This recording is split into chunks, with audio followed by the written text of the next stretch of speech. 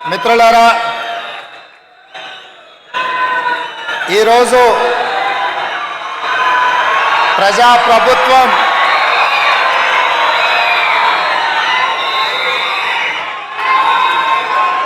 వేలాది మంది ఉపాధ్యాయులతో ఈ ఎల్బీ స్టేడియంలో ఆత్మీయ సమ్మేళనం ఏర్పాటు చేసి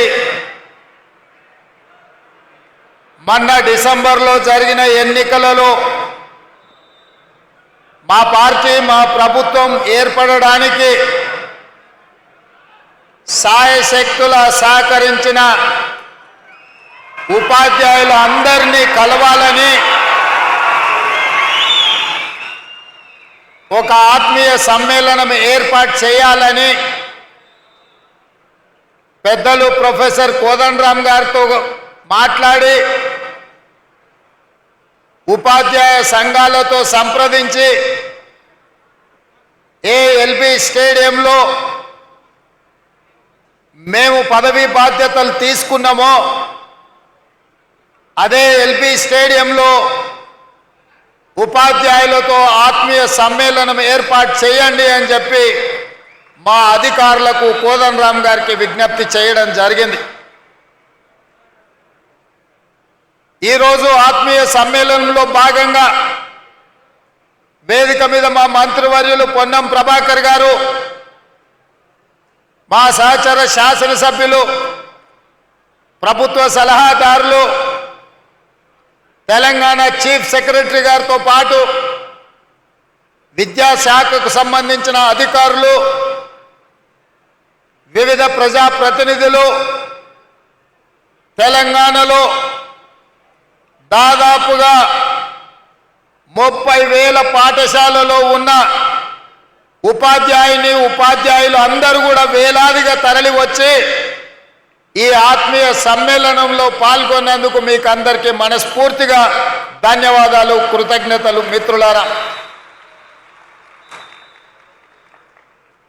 మిత్రులారా,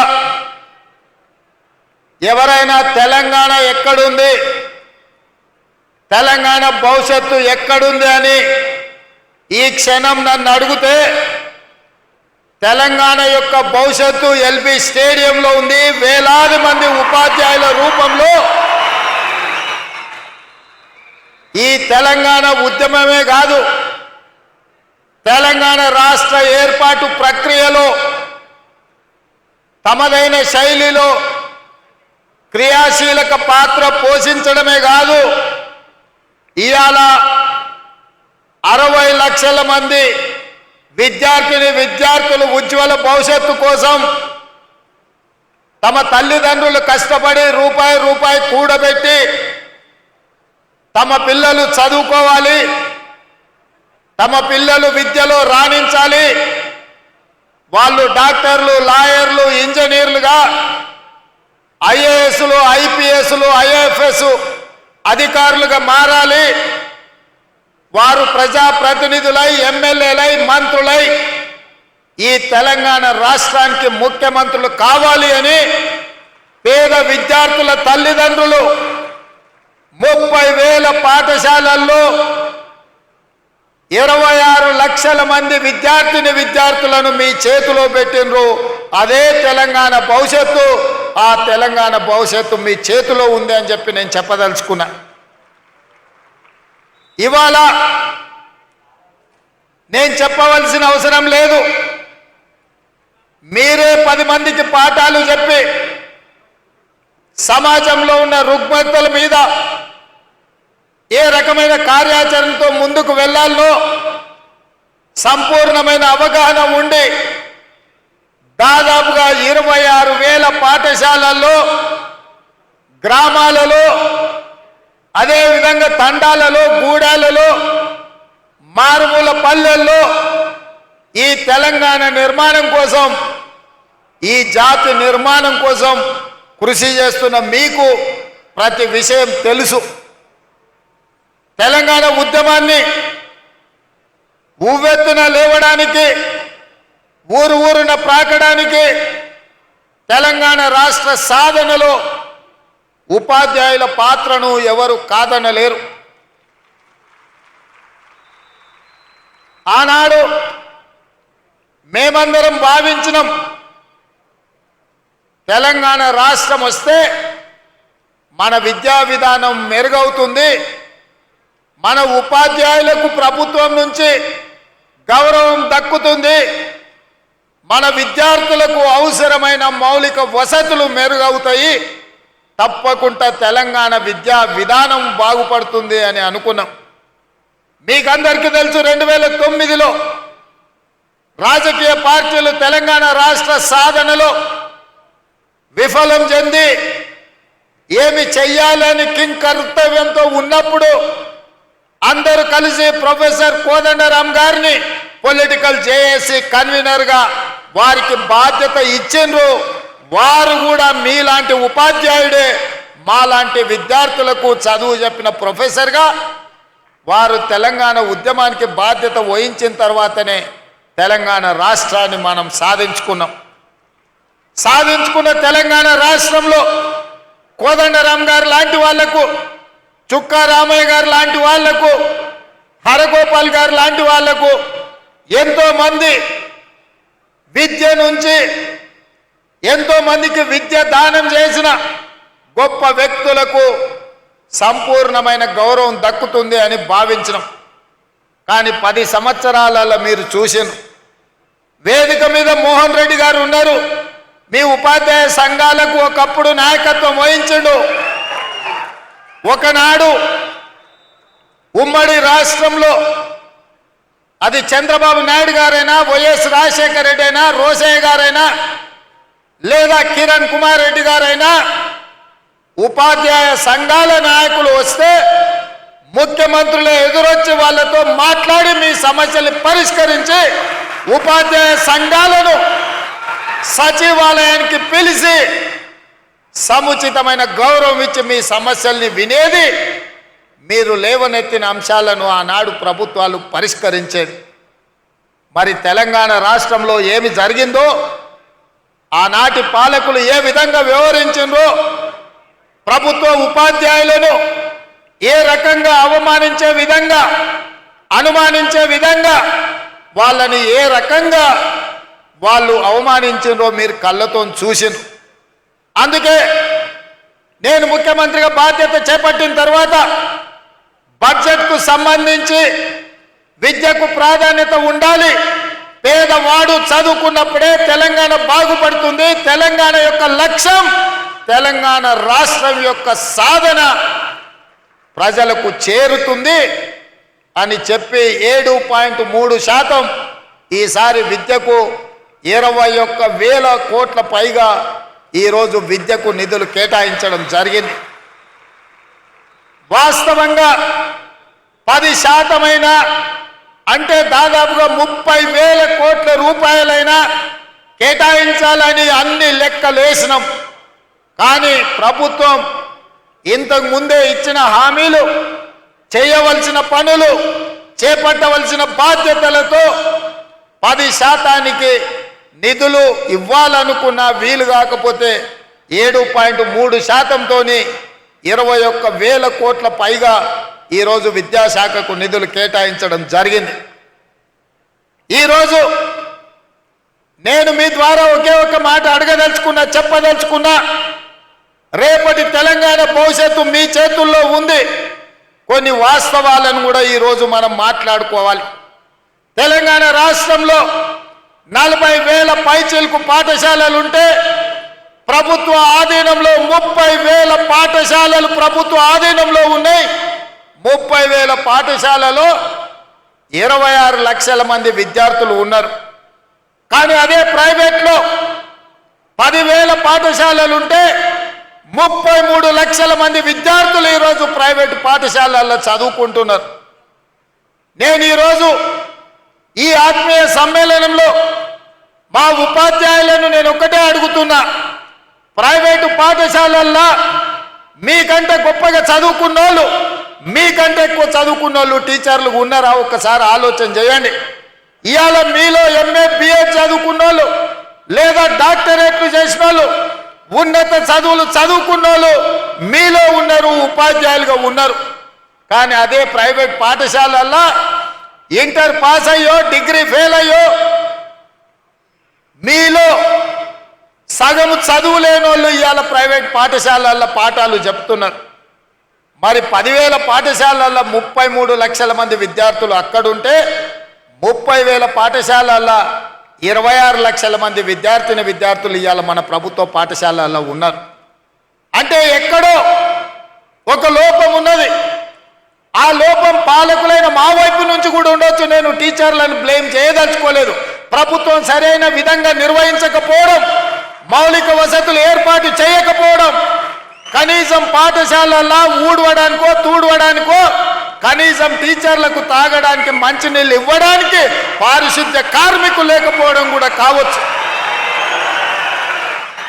ప్రభుత్వ పాఠశాలల గ్రామాలలో ఉండే ప్రజాప్రతినిధులు ఎండాకాలం సెలవులు వస్తే బర్ల కొట్టంగా మార్చి ప్రభుత్వ పాఠశాలల బర్రెల్ని కట్టేసే పరిస్థితులు కూడా గ్రామాలలో ఉన్నాయి. కనీసం ఆడపిల్లలు లేదా మహిళా టీచర్లు స్కూల్కి వస్తే పొద్దు నుంచి సాయంత్రం వరకు ఉంటే కనీసం టాయిలెట్స్ వసతి కూడా ప్రభుత్వాలు కల్పించకపోవడం కూడా ఒక కారణం అయి ఉండొచ్చు. ఇవాళ ఆడపిల్లలు చదువుకోవాలి అంటే మగపిల్లలకి ఏదైనా వెసులుబాటు ఉండొచ్చు.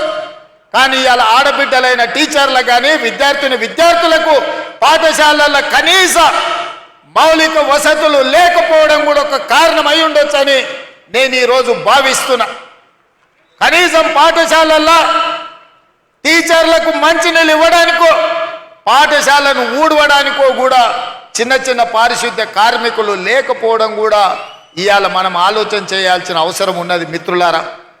అందుకే ఈరోజు ఈ ప్రభుత్వం స్పష్టంగా పాఠాలు చెప్పే టీచర్లకు గత 10 సంవత్సరాలలో నాకు తెలిసి ఏనాడు కూడా 1వ తారీఖు నాడు జీతాలు ఇచ్చిన సందర్భం లేదని నేను భావిస్తున్నా.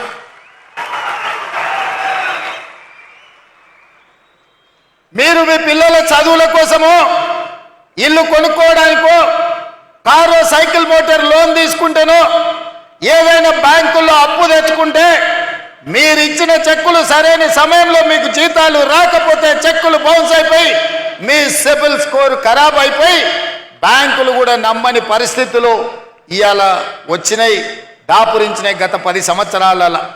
అందుకే నేను ఆలోచన చేసిన మొట్టమొదట ప్రభుత్వం ఒక యజమాని, ఆ యజమాని పరిధిలో పనిచేసే దాదాపుగా 5 లక్షల మంది ఉద్యోగులకు తమ యజమాని మీద విశ్వాసం ఉండాలి, తమ యజమాని మీద నమ్మకం ఉండాలి. ఆ నమ్మకం ఏంది అంటే మా యజమాని నాకు భద్రత కల్పిస్తాడు, మా యజమాని నాకు 1వ తారీఖు నాడు జీతం వస్తాడు, మా యజమాని నాకు కష్టం వస్తే నేను చెప్పుకుంటే చెప్పడానికి అవకాశం ఇస్తాడు, మా యజమాని నన్ను కలుస్తాడు, నా బాధ వింటాడు అన్న విశ్వాసం యజమాని మీద ఉన్నప్పుడు ఆ ఉద్యోగి తప్పకుండా ఒళ్ళు దాచుకోకుండా పనిచేస్తాడు, యజమాని అభ్యున్నతి కోసం పాటుపడతాడు. కానీ విచిత్రం, ఉమ్మడి రాష్ట్రానికంటే తెలంగాణ రాష్ట్రం వచ్చిన తర్వాత ఉద్యోగుల యొక్క పరిస్థితులు దిగజారినాయి. ఇది వాస్తవం, ఇది నిజం, కఠోరమైన మనం ఈరోజు మాట్లాడుకోవాల్సిన పరిస్థితి. అందుకే ఈరోజు వేదిక మీద నర్సిరెడ్డి గారు, రఘుత్తం రెడ్డి గారు మీ ఎమ్మెల్సీలు ఉండ్రు. 10 సార్లు ఈ 6 నెలల 10 సార్ల కంటే ఎక్కువనే నా దగ్గరికి సమస్యల మీద వచ్చిండ్రు. ఏవిఎన్ రెడ్డి గారు ఉన్నారు. మీ ఉద్యోగ ఎమ్మెల్సీలు, టీచర్ కమ్యూనిటీ నుంచి వచ్చిన ఎమ్మెల్సీలు ఏ సమస్యలు తీసుకొచ్చినా అక్కడికక్కడ అధికారులను పిలిచి మాట్లాడిన. భిన్న అభిప్రాయాలు ఉండొచ్చు, రాజకీయంగా మా ఆలోచనలు వేరు ఉండొచ్చు, కానీ వాళ్ళు తీసుకొచ్చిన రిప్రజెంటేషన్ మీలాంటి వేలాది మంది ఉపాధ్యాయుల సమస్యలు కాబట్టి వాళ్ళతోని కూర్చోబెట్టి మాట్లాడినాం, వాటిని పరిష్కరించాలన్న ప్రయత్నం చేసినాం. మా హర్షవర్ధన్ ఎప్పుడు కలిసినా ఏదో ఒకటి 317 జీవో కావచ్చు, ఉద్యోగ బదిలీలు కావచ్చు, మీ జీతభత్యాల సమస్యలు కావచ్చు, ఏదో ఒక సమస్య కోసం ఎప్పుడు వస్తూనే ఉంటాడు, అడుగుతూనే ఉంటాడు. అందుకే మీ అందరినీ కలుసుకోలేకపోయినా మీ ప్రతినిధులను కలిసి మీ ప్రతినిధులు చెప్పే సమస్యల్ని విని భాషా పండిట్లకు దాదాపుగా 20 సంవత్సరాల నుంచి ప్రమోషన్లు లేవు. మిగతా వాళ్ళకు కూడా 10 నుంచి 15 ఏళ్ల నుంచి ప్రమోషన్లు లేవు. పెద్దలు కోదండరామ్ గారు చెప్పినట్టు మా జీవిత కాలంలో ఒక్క ప్రమోషన్ అయినా చూస్తామా, చూడకుంటేనే రిటైర్ అయిపోతామని ఆవేదన చెందుతున్నారని నా దృష్టికి తెచ్చింది. బదిలీల విషయం మీకు తెలుసు. టీచర్లను ముట్టుకోవాలంటే ఎవరైనా భయపడతారు. తేనెటీగల గురించి మీకు తెలుసు కదా. తేనెటీగలు ఎవరి జోలికి పోవు, వాటంతటా అవి ఉంటాయి. కానీ వాటి మీద ఎవరైనా రాయేస్తే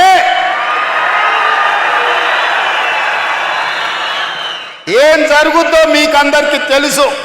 అట్లనే టీచర్లు కూడా వాళ్ళ పాటికి వాళ్ళు జాగ్రత్తగా ఉంటారు.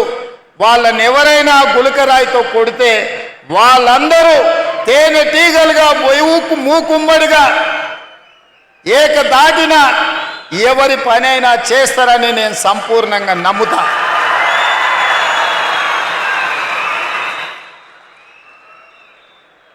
నన్ను చాలామంది భయపెట్టిండ్రు టీచర్ల ప్రమోషన్ల విషయం ప్రస్తావించినప్పుడు.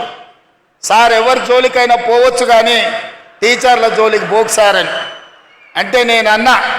బదిలీల విషయం అప్పుడు కూడా అదే మాట చెప్పిండ్రు. నేను ఒకే ఒక మాట చెప్పిన, మనకు స్వార్థం ఉంటేనో, మనకు వాళ్ళకి అన్యాయం చేయాలన్న ఆలోచన ఉంటేనో, వాళ్ళని నమ్మించి మోసం చేసేది ఉంటేనో వాళ్ళతో సమస్య వస్తుంది. 20 ఏళ్ల నుంచి అపరిష్కృతంగా ఉన్న సమస్యల్ని ప్రమోషన్లను ఇవ్వాలి, వాళ్ళ సమస్యలు పరిష్కరించాలి. ఏవైనా సమస్యల పరిష్కారంలో చిన్న చిన్న కొత్త సమస్యలు వస్తే ఈ ప్రభుత్వం సావధానంగా వింటుంది. ఈ ప్రభుత్వం ఆ సమస్యలను కూడా పరిష్కరిస్తుంది. నా చిత్తశుద్ధిలో, నా ప్రయత్నంలో లోపం లేనప్పుడు తప్పకుండా టీచర్లు అర్థం చేసుకుంటారు, ఆ టీచర్లు సహకరిస్తారని చెప్పిన. మా అధికారులను అందరినీ, బుర్రా వెంకటేశ్వరం గారిని, దేవసేన గారిని, మిగతా అధికారులందరినీ పిలిచి చెప్పిన, మీరు అందుబాటులో ఉండండి, ఎవరు వచ్చినా మాట్లాడండి. మనం ఏ మంచి లక్ష్యం కోసమో వాళ్ళ కోసమే చేస్తున్న ప్రయత్నాన్ని వాళ్ళకి వివరించండి అని చెప్పిన. ఆ ప్రయత్నం విజయవంతమైంది. ఇవాళ దాదాపుగా 24,000 మంది టీచర్లకు, అదేవిధంగా గురుకులాలతో మొదలు పెడితే 30,000 మంది టీచర్లకు పైగా ఈరోజు ప్రమోషన్లు ఇచ్చినాం. 35,000 మందికి పైగా బదిలీలు చేసినాం. అందుకే ధైర్యంగా ఈరోజు వేలాది మంది టీచర్ల మధ్యలో ఈ రాష్ట్ర ముఖ్యమంత్రిగా ఎల్బీ స్టేడియంలో మీ కుటుంబ సభ్యుడిగా మీ దగ్గరకు వచ్చి నిలబడి ప్రతి నెల 1వ తారీఖు నాడు మీకు మీ జీతం మీ ఖాతాలో పడే బాధ్యత నాది. ఈ ప్రభుత్వం మీకు అండగా ఉంటుందని చెప్పడానికే ఇక్కడికి రావడం జరిగింది. ఇదే కాదు, మీ మంచి కోసం, మీ ప్రమోషన్ల కోసం, మీ బదిలీల కోసం ఈ ప్రభుత్వం చిత్తశుద్ధితో పనిచేసింది. ఇంకేమైనా చిన్న చిన్న సమస్యలు ఉంటే మా దృష్టికి తీసుకురండి, తప్పకుండా వాటిని కూడా పరిష్కరిస్తామని చెప్పి నేను ఈ సందర్భంగా తెలియజేయదలుచుకున్నా. అందుకే మిత్రులారా, ఈ ఆత్మీయ సమ్మేళనంలో రాజకీయం లేదు. ఈ ఆత్మీయ సమ్మేళనంలో ఏ రకమైన ప్రయోజనం ఆశించలేదు. ఒకే ఒక్క ఆలోచన, ఆశ, మీ చేతుల్లో ఈ తెలంగాణ భవిష్యత్తు ఉంది. ఇవాళ ఈ తెలంగాణ బలమైన తెలంగాణగా, అభివృద్ధి తెలంగాణగా, ఆర్థికంగా నిలదొక్కునే తెలంగాణగా మార్చాలి అంటే గ్రామీణ ప్రాంతాలలో, తండాలలో, గూడాలలో, మారుమూల పల్లెల్లో ఉన్న దళిత, ఆదివాసి, గిరిజనుల, బీసీ పిల్లలు ఇవాళ చదువుకోవాలి. వాళ్లకు చదువు చెప్పి వాళ్ళని డాక్టర్లుగా, లాయర్లుగా, ఇంజనీర్లుగా, ఐఏఎస్, ఐపీఎస్లుగా తీర్చిదిద్దే బాధ్యత మీ మీద ఉంది. అందుకే ఈ తెలంగాణ భవిష్యత్తు మా చేతుల్లో కాదు, మీ చేతుల్లో ఉందని చెప్పడానికే నేను ఇవాళ ఈ సమావేశానికి ఏర్పాటు చేసిన. నిన్ననే అనుకుంటా, నిన్న కాదు మొన్న అసెంబ్లీలో ఒక ఆయన అంటుండే, నేను గుంటూరులో చదువుకున్నా, నేను పూనాలో చదువుకున్నా, నేను అమెరికాలో చదువుకున్నా, నాకు గొప్ప గొప్ప చదువు వచ్చు అని. మీరు ఆడ చదువుకున్నారు అన్న నెటకారం చేయబడి మీరు చూసి ఉంటారు టీవీలలో, అసెంబ్లీలో. అప్పుడు నేను లేచి నేను చెప్పిన, కొండారెడ్డిపల్లి ప్రైమరీ స్కూల్లో గవర్నమెంట్ స్కూల్లో చదువుకున్నా అని చెప్పిన, తాండ్రా హై స్కూల్లో చదువుకున్నా అని చెప్పిన, వనపర్తి జిల్లా పరిషత్ హై స్కూల్లో గవర్నమెంట్ జూనియర్ కాలేజీలో చదువుకున్నా అని చెప్పిన, ప్రభుత్వ పాఠశాలలో ప్రభుత్వ టీచర్లు చెప్పిన చదువు, ఆ చదువుతోనే ఇవాళ జిల్లా పరిషత్ మెంబర్గా, ఎమ్మెల్సీగా, ఎమ్మెల్యేగా, ఎంపీగా, తెలంగాణ రాష్ట్రానికి ముఖ్యమంత్రి అయినా ప్రభుత్వ టీచర్లు చదువు చెప్తే నేర్చుకున్న నేను ఎవరికి తల వంచకుండా ఆత్మగౌరవంతో నిటారుగా నిలబడి ఇవాళ తెలంగాణ రాష్ట్రానికి ముఖ్యమంత్రి అయి ఏ టీచర్లు, ఏ ప్రభుత్వ పాఠశాలలో పనిచేసే టీచర్లు మాకు చదువు చెప్తే మేము ఇంత ఎత్తు ఎదిగినమో ఇవాళ ఆ టీచర్లను కలవడానికి ఆత్మీయ సమ్మేళనం ఏర్పాటు చేసిన అని చెప్పి ఆ సన్నాసికి చెప్పదలుచుకున్నా. మీ మీద నమ్మకం లేకపోయి ఉండొచ్చు, తెలంగాణ పట్ల విశ్వాసం లేకపోయి ఉండొచ్చు, అందుకే గుంటూరులో పోయి ఆ సన్నాసులు చదువుకొని ఉండొచ్చు, ఆ తర్వాత పూనా అమెరికా పోయి ఉండొచ్చు. కానీ నాకు సంపూర్ణమైన విశ్వాసం ఉన్నది, నమ్మకం ఉన్నది. తెలంగాణ రాష్ట్రంలో ఉపాధ్యాయులు 90% పైగా నిబద్ధతతోని పేద విద్యార్థులకు చదువులు చెప్పాలి, వాళ్ళ ఉజ్వల భవిష్యత్తు ఉండాలి అని వాళ్ళు 10/10 సాధించినప్పుడు సంతోషంతో వాళ్ళ కళ్ళల్లో ఆనందం చూడాలి అని ఇక్కడున్న వేలాది మంది టీచర్ల బాధ్యత తీసుకుంటున్నారని నాకు తెలుసు. అందుకే ఈరోజు మనమందరం ఒక ప్రతిజ్ఞ తీసుకోవాలి. పోయిన సంవత్సరానికంటే ఈ సంవత్సరం ప్రభుత్వ పాఠశాలల్లో 2 లక్షల మంది విద్యార్థులు తక్కువ చేరికలు జరిగినాయి. దీన్ని మనం విశ్లేషించుకోవాలి. ఇవాళ 26 లక్షల మంది ప్రభుత్వ పాఠశాలల్లో ఉంటే పోయిన సంవత్సరానికంటే 2 లక్షల పైగా అడ్మిషన్లు తగ్గినాయి. కొన్ని పాఠశాలలు బంద్ అయి ఉండొచ్చు, కొన్ని పాఠశాలలలో తల్లిదండ్రులు ప్రైవేటులో చెప్పిస్తేనే మాకు గ్రామంలో గౌరవం ఉంటుందని అనుకుంటుండొచ్చు. నేను చాలామందిని గ్రామాలకు వెళ్ళినప్పుడు మాట్లాడుతుంటా, అడుగుతుంటా, కుటుంబ విషయాలు అడిగిన తర్వాత పిల్లల్ని ఎక్కడ చదివిస్తున్నారు అని. ఏదో ప్రైవేట్ స్కూల్ పేరు చెప్తారు. ఎందుకంటే అక్కడికి పోతే కొంచెం ఇంగ్లీష్ నేర్చుకుంటారు సార్ అనో, లేకపోతే గవర్నమెంట్ స్కూల్కి దోరితే ఊళ్ళో ఏమన్నా అనుకుంటారేమని మేము అక్కడికి దోలుతున్నామో అని. నేను అందుకే అది మారాలి, మార్చాల్సిన బాధ్యత మన మీద ఉంది. మన పిల్లలు ప్రభుత్వ పాఠశాలకు వెళ్ళడం ఆత్మ గౌరవం అని గ్రామాలలో ఉన్న తల్లిదండ్రులు భావించాలి. అందుకే అమ్మ ఆదర్శ పాఠశాలని సెల్ఫ్ హెల్ప్ గ్రూపులకు పూర్తి బాధ్యత అందించి మన పాఠశాలలు మొదటి రోజే దాదాపుగా 26 లక్షల మంది విద్యార్థులకు మొదటి రోజే వాళ్ళ పాఠ్య పుస్తకాలతో పాటు వాళ్లకు డ్రెస్సులు ఇచ్చే ప్రయత్నం చేసినాం. మొదటి విడతలోనే మేము విజయం సాధించినాం. రెండవ డ్రెస్సు కూడా తొందరలోనే మా అధికారులు ఆ పిల్లలకి ఇస్తారని నేను భావిస్తున్నా. అందుకే ఇవాళ ప్రభుత్వం వైపు నుంచి మీ సమస్యల్ని పరిష్కరించడానికి, మీతో మాట్లాడడానికి, చర్చించడానికి ఈ ప్రభుత్వానికి ఎలాంటి ఇబ్బంది లేదు, ఎలాంటి బేసజాలు లేవు. అదేవిధంగా మీ సమస్యని పరిష్కరించడానికి పాఠశాలలో ఉన్న మీ పారిశుద్ధ్య కార్మికుల సమస్యను పరిష్కరించడానికి అమ్మ ఆదర్శ పాఠశాల పేరు మీద సెల్ఫ్ హెల్ప్ గ్రూపులకే 1000 రూపాయలు, దాదాపుగా సంవత్సరానికి 79 కోట్ల రూపాయలు ఖర్చు అయినా మీకు పారిశుద్ధ్య కార్మికుల సమస్యను తీర్చడం ద్వారా వాళ్ళందరినీ అపాయింట్ చేసే బాధ్యత నిర్ణయం తీసుకున్నాం. రేపటి నుంచి మీ పాఠశాలల బాధ్యత మీ జీతాలలో కొంత ఇచ్చి మీరెవరినో ఉద్యోగులను పెట్టుకోవాల్సిన అవసరం లేదు. నాకు తెలుసు చాలామంది టీచర్లు తమకు వచ్చిన జీతంలో కొంత పక్కకు తీసిపెట్టి పాఠశాలలో ఊడవడానికో తూడవడానికో పారిశుద్ధ్య పనులు టీచర్లు వాళ్ళ జీతాల నుంచి నిధులు కేటాయించి చేస్తున్నారు. మీరు కష్టపడ్డ సొమ్ము మీ ఇంటికి తీసుకుపోయే విధంగా రూపాయి కూడా మీరు ఖర్చు పెట్టాల్సిన అవసరం లేకుండా ఇవాళ సెల్ఫ్ హెల్ప్ గ్రూపులకే ప్రతి పాఠశాలలో పారిశుద్ధ్య పనులు చేయడానికి వాళ్ళ ఖాతాలో డబ్బులు వేయాలి, రూపాయి భారం మీ మీద పడొద్దని ఇవాళ నిర్ణయం తీసుకున్నాం. వ్యవసాయానికి ఉచిత కరెంట్, ఇళ్లలో ఉచిత కరెంట్, ఇన్ని ఉచిత కరెంట్లు ఇచ్చినప్పుడు పాఠశాలల్లో కంప్యూటర్లు ఉండాలన్నా లేకపోతే సాంకేతిక నైపుణ్యం పెరిగిన ఈ సందర్భంలో మీరు అక్కడ వాళ్ళకి విద్య చెప్పాలి అని అంటే విద్యుత్ ఉండాలి. మీ విద్యాశాఖ మీ విద్యుత్ బిల్లులు చెల్లించరు. విద్యుత్ శాఖ వాళ్ళేమో బిల్లులు కట్టకపోతే మీకు కరెంట్ ఇయ్యరు. నేను ఆలోచన చేసిన, రైతులకు ఇచ్చినప్పుడు, పేదవాళ్లకు 200 యూనిట్లు ఉచితంగా ఇచ్చినప్పుడు, తెలంగాణ జాతి నిర్మాణము, తెలంగాణ భవిష్యత్తు పాఠశాలల్లో ఉంటే పాఠశాలల్లో ఎందుకు ఉచితంగా విద్యుత్తు ఇవ్వద్దు? తెలంగాణ రాష్ట్రంలో ఉన్న 30,000 పాఠశాలల్లో ఉచితంగా విద్యుత్తు ఇవ్వండి. ఆ భారాన్ని రాష్ట్ర ప్రభుత్వమే తీసుకుంటుంది. అది నా బాధ్యత అని చెప్పి ఈరోజు మీ పాఠశాలల్లో కూడా ఉచిత విద్యుత్తుకు ఏర్పాట్లు చేయండి అని చెప్పి మా ప్రభుత్వ అధికారులకు నేను ఆదేశాలు ఇచ్చిన. అందుకే మిత్రులారా, వేదిక మీద ఉన్న పెద్దలతో పాటు ఇక్కడికి విచ్చేసిన వేలాది మంది ఉపాధ్యాయులతో నా విజ్ఞప్తి ఒక్కటే, ఇవాళ ఈ తెలంగాణ భవిష్యత్తు మీ చేతిలో ఉంది. ఈ తెలంగాణ పునర్నిర్మాణం మీ చేతుల్లోనే ఉంది. ప్రభుత్వ పాఠశాలలు బాగుపడ్డప్పుడు, పేదవాళ్ళ పిల్లలు చదువుకున్నప్పుడు, దళితులు, గిరిజనులు, ఆదివాసీలు, బలహీన వర్గాలకు, మైనారిటీలకు సంబంధించి, మహిళలకు సంబంధించిన పిల్లలు ఈరోజు పాఠశాలల్లో చదువుకొని బాగుపడితేనే ఈ తెలంగాణ బలపడుతుంది.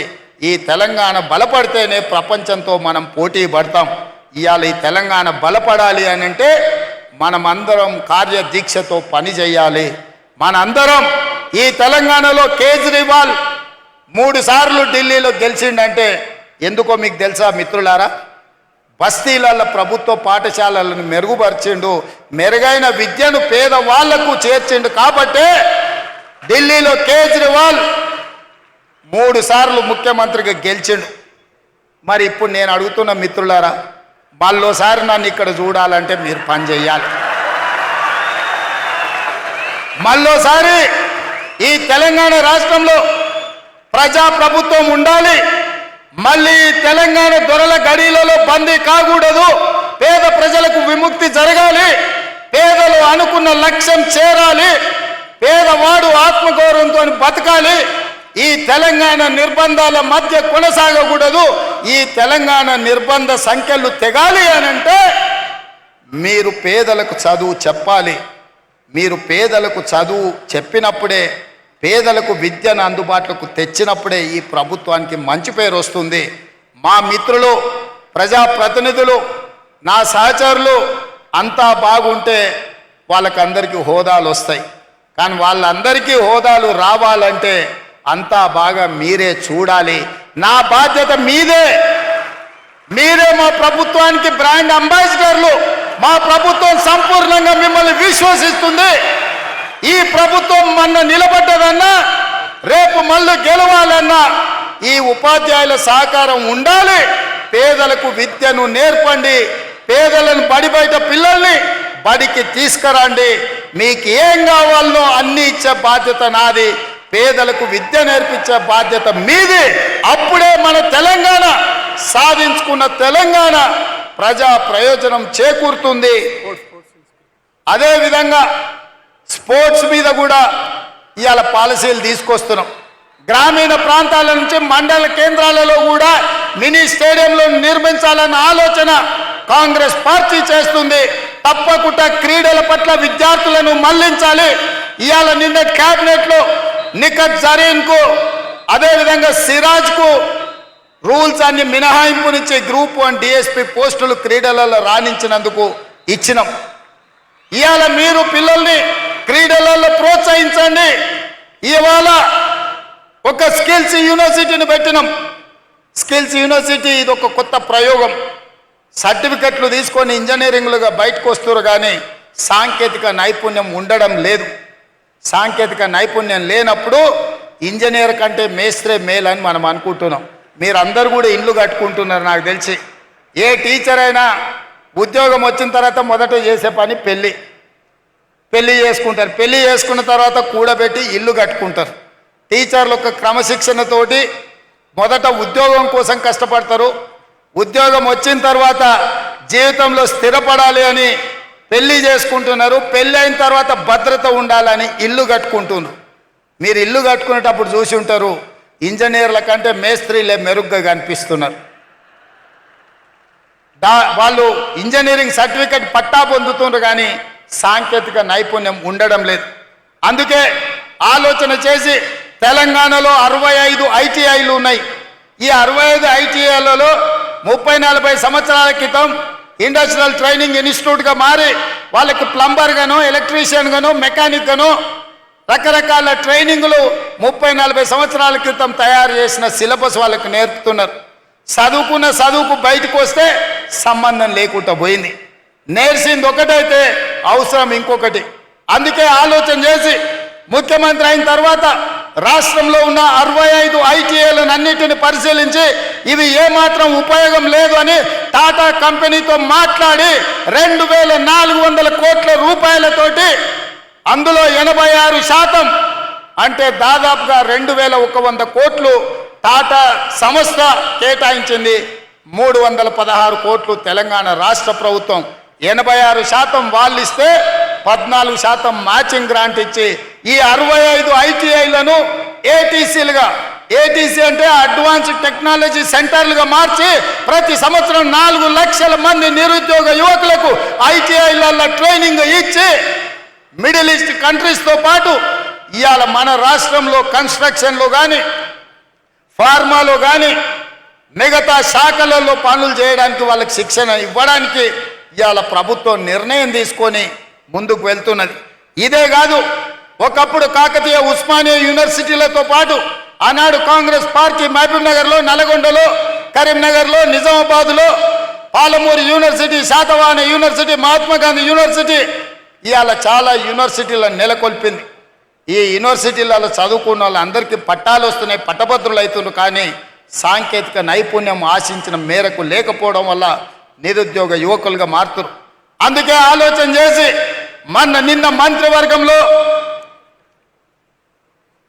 నిన్న మంత్రివర్గంలో యంగ్ ఇండియా స్కిల్స్ యూనివర్సిటీ మొత్తం పీపీపీ మోడల్లో పబ్లిక్ ప్రైవేట్ పార్ట్నర్షిప్లో ప్రభుత్వం వైపు నుంచి సహకారాన్ని అందించి ఎప్పటికప్పుడు నూతన సిలబస్ని కార్పొరేట్ కంపెనీలను కూడా అందులో భాగస్వాములను చేసి డాక్టర్ రెడ్డి ల్యాబ్స్ నుంచి మొదలు పెడితే ఎస్బీఐ వరకు వివిధ రంగాల సంస్థలను పనిచేసే వాళ్ళని భాగస్వాములను చేసి సిలబస్ వాళ్ళే తయారు చేపిస్తారు, శిక్షణ వాళ్ళే ఇస్తారు. శిక్షణ పొందిన విద్యార్థులను వాళ్ళే వాళ్ళ సంస్థలలో ఉద్యోగాలు ఇచ్చే విధంగా వాళ్ళతోని ఒప్పందాలు చేసుకొని ముచ్చర్లలో 57 ఎకరాలల్లా 150 కోట్లతోని యంగ్ ఇండియా స్కిల్స్ యూనివర్సిటీని నిన్న ప్రారంభించుకున్నాం. రేపటి భవిష్యత్తు సాంకేతిక నైపుణ్యం ఉన్న వాళ్ళకే ఈ ప్రపంచంలో స్థానం ఉంటుంది. అందుకే ప్రతి సంవత్సరం 20,000 మందిని అక్కడ శిక్షణ ఇచ్చి ఫార్మా రంగంలో, హెల్త్ దాంట్లో, ఎడ్యుకేషన్ దాంట్లో, అదే విధంగా కన్స్ట్రక్షన్ సైడ్ ఇట్లా 17 విభాగాలలో శిక్షణని ఇవ్వాలి అని చెప్పి ఇవాళ ప్రభుత్వం నిర్ణయం తీసుకున్నది. మరి ఇవన్నీ జరగాలి, క్రీడల్లో రాణించాలి అని అంటే నెక్స్ట్ రాబోయే రోజుల్లో మనం స్పోర్ట్స్ పాలసీ చేస్తున్నాం. ఏ మెడల్ సాధిస్తే ఎంత నగదు బహుమతి ఇవ్వాలి, ఏ స్థాయి ప్రభుత్వం ఉద్యోగం ఇవ్వాలనేది కూడా ఒక పాలసీ తెస్తున్నాం. గత ప్రభుత్వం నచ్చితే నజరానా, నచ్చకపోతే జుర్మానా విధానం ఉండే. ఇప్పటి నుంచి అట్లా కాకుండా ఏ మెడల్ సాధిస్తే వాళ్లకు ఎక్కడ ఉద్యోగాలలో రిజర్వేషన్ ఇవ్వాలి, వాళ్ళకు విద్యలో రిజర్వేషన్లు ఇవ్వాలి. ఒక కంప్లీట్ స్పోర్ట్స్ పాలసీని తీసుకొస్తున్నాం. కొత్త స్టేడియంలో నిర్మించాలని, పీపీపీ మోడల్లో స్పోర్ట్స్ను ప్రోత్సహించాలని ఇవాళ మన ప్రభుత్వం నిర్ణయం తీసుకున్నది. ఇవన్నీ కూడా విద్యతో పాటు మానసిక వికాసం పెరగాలి అని అంటే ఇవాళ చాలా కాలేజీలలో నేను చెప్తున్నా, మరి మీరు తల్లిదండ్రులుగా, ఉపాధ్యాయులుగా గమనిస్తున్నారో లేదో, 7th క్లాస్ పైబడ్డ పిల్లలు కూడా గంజాయి తాగుతున్నారు. ఇది ఆందోళనకరమైన పరిస్థితి. మీరు అనుకుంటుండొచ్చు కార్పొరేట్ స్కూల్లో ఎక్కువ ఫీజులు కడితే పిల్లలు భద్రంగా ఉన్నారని. అట్లేం లేదు. ప్రభుత్వ స్కూళ్ళ కంటే కూడా కార్పొరేట్ స్కూళ్ళల్లో చదువుకున్న వాళ్ళ పిల్లలు ఈరోజు రకరకాల వ్యసనాలకు బానిసలయ్యే పరిస్థితి. ఎందుకంటే పెద్ద పెద్ద వాళ్ళు కూడా నాకు వచ్చి చెప్పుకుంటుంటారు అప్పుడప్పుడు, మా పిల్లల పరిస్థితి బాగలేదు, గంజాయి డ్రగ్స్కి తెలియని వయసులో వాళ్ళు అలవాటైంది, ఏం చేయాలో మాకు తెలియట్లేదు, మీరు చర్యలు తీసుకోండి. అందుకే ఈరోజు గంజాయి మీద, డ్రగ్స్ మీద ఉక్కు పాదం పెట్టి తొక్కుతున్నా. మీరు చూసి ఉంటారు, ఎంత గొప్పోడైనా, ఏ సెలబ్రిటీ అయినా మెడల మీద 4 దెబ్బలు కొట్టి లోపలికి దొయ్యండి అని చెప్పి ఈ మధ్యకాలంలో దొరికినోని దొరికినట్టే లోపలేపిస్తున్నా. ఎవరు ఎన్ని ఒత్తిళ్లు తెచ్చినా ఎవరిని వదలకుండా ఇవాళ ఈ గంజాయి మొక్కల్ని ఏరేసే పనిలో ఉన్నాం. తెలంగాణ తులసి వనం లాంటి తెలంగాణలో గంజాయి మొక్కల్ని పీకాల్సిన బాధ్యత మీ మీద కూడా ఉన్నది. ఇవాళ విద్యార్థులు బానిసలు కాకుండా చూడవలసిన బాధ్యత మన మీద ఉన్నది. అందుకే ఈరోజు ఒక పక్కన స్పోర్ట్స్ని ఎంకరేజ్ చేస్తూ, ఒక పక్కన డ్రగ్స్ గంజాయి లాంటి వ్యసనాల నుంచి విద్యార్థులను బయటికి తీసుకొస్తూ వాళ్ళకు ఒక మంచి భవిష్యత్తు ఉండాలి అనంటే మనం బాధ్యతాయుతంగా వ్యవహరించాలి. మన ప్రభుత్వ పాఠశాలల్ని మెరుగుపరచుకోవాల్సిన అవసరం మన మీద ఉన్నది. పాలకులుగా, ప్రభుత్వ పెద్దగా మీకేమున్నా నాకు చెప్పండి, వాటిని పరిష్కరించే బాధ్యత నాది. మీరు బాధ్యత తీసుకోండి. పేదవాళ్ళ పిల్లలకు చదువులు చెప్పనికి మీరు నేర్పించిన విద్యనే రేపు ఈ తెలంగాణ భవిష్యత్తుకు పునాదిగా మారుతుంది. ఇవాళ అమెరికాలో మన వాళ్ళు ఇంతమంది ఉన్నారంటే 90% ప్రభుత్వ పాఠశాలలో చదువుకున్నోళ్ళే. ఇవాళ ఈ రాష్ట్రాన్ని, దేశాన్ని, పక్క రాష్ట్రాలకైనా ముఖ్యమంత్రులు ఎవరైనా ఉండొచ్చు. అది చంద్రబాబు నాయుడు గారా, నరేంద్ర మోడీ గారా, వైఎస్ రాజశేఖర రెడ్డి గారా, లేకపోతే మీ సోదరుడు రేవంత్ రెడ్డి అయిన ప్రభుత్వ పాఠశాలల్లో చదువుకొనే ఈరోజు రాణించగలిగినాం. మరి రేపటి భవిష్యత్తుకు కూడా పునాదులు వేయాల్సిన బాధ్యత మీ మీద, మా మీద ఉన్నదని నేను భావిస్తున్నా. అందుకే మిత్రులారా, ఈ ఆత్మీయ సమ్మేళనానికి దూర ప్రాంతాల నుంచి వచ్చి ఈ సమావేశాన్ని, సమ్మేళనాన్ని విజయవంతం చేసి మీరు తప్పకుండా ఈ ఎల్బీ స్టేడియం నుంచి ఒక స్ఫూర్తిని తీసుకొని, ఒక నమ్మకాన్ని, ఒక విశ్వాసాన్ని పేద విద్యార్థులకు కలిగిస్తారని, మీరు వెనక్కి వెళ్ళితే మీకు ఒక లక్ష్యం ఉంటుంది. ఆ లక్ష్యం పేద పిల్లలకు విద్య నేర్పడమే. పేద పిల్లల్ని క్రీడాకారులుగా తీర్చిదిద్దడంగానే మీరు వెనక్కి వెళ్తారని నేను భావిస్తున్నా. మీరందరూ ఆ కార్యక్రమానికి మనమందరం అంకితం అవుదామా? అన్నోళ్ళందరూ చేతులు ఎత్తండి పైకి. అందరు చూస్తున్న వెనకాల అక్కడ పైన మా అక్కలు కొంతమంది చేతి ఎత్తున్నట్లేరు. నాకు ఇక్కడ లైవ్లో కనిపిస్తుంది ఆన్ స్క్రీన్ మీద వెనకాల ఉన్న వాళ్ళు కూడా. మీ అందరూ సిద్ధమేనా? తప్పకుండా మన స్కూళ్ళను మనం బాగుపరుచుకుందామా? మన పిల్లల భవిష్యత్తును మనం తీర్చిదిద్దుదామా? సిద్ధమా? ధన్యవాదాలు సోదరులారా.